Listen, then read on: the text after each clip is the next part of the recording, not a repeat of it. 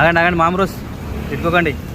ఇక్కడ మధ్యాహ్నం ఏమో 700 అని చూపించుండి, ఇలా ఏం దందలే అని చెప్పి మళ్ళీ ఇప్పుడేమో 2300 చూపిస్తుండు అని స్టాక్ అవుతురా.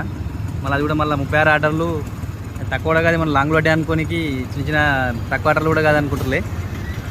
చూపిస్తే ఏమైందో టైం చూడది 11:09 అవుతుంది.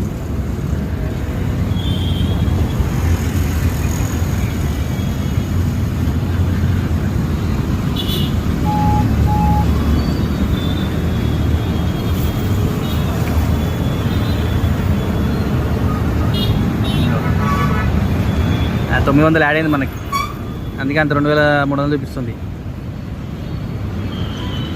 ఇంకా ఇంకో 4 కొడితే 500 కూడా యాడ్ అవుతుంది, కానీ ఇక మనకి 3 లేదు 3 అయిపోయింది. ఇంకోటి చూపిస్తా మనకి ఏంటంటే ఇవాళ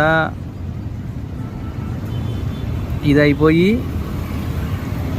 ఇంకో 10 ఇది అయిపోయి లెక్కలో 10 కొడతా అనుకున్నా, కానీ మనకి ఇదే కంప్లీట్ కాలేదు కాబట్టి ఇది రేపు ఇది ఎల్లుండి కొట్టేసి ఇక ఆదివారం రోజు మనం ఎట్లా ఈ ఆదివారం డుమ్మ పెడదాం అనుకుంటున్నా. అందుకే రిస్క్ తీసుకోవాల్సి కూడా టెన్షన్ కూడా తీసుకోవాల్సుకోలేదు. ఈ 600 700 ఈ 500 ఈ 3 కొడదాం అంతే. అంటే ఎన్ని అయితే ఇవి ఒక 70 ఆర్డర్లు, ఇందులో ఒక 70 ఆర్డర్లు రేపు రెండు కొట్టేసి ఆదివారం టైంని బట్టి మధ్యాహ్నం దాకా ఏమైనా లాంగులు కొట్టేసి ఒక 4-5 800 రూపాయలు మిస్ అవుతుంది కాబట్టి ఆ 800 పూర్తికి ఆర్డర్లు కొట్టేసి ఆ రోజు గమనుందాం సండే రోజు.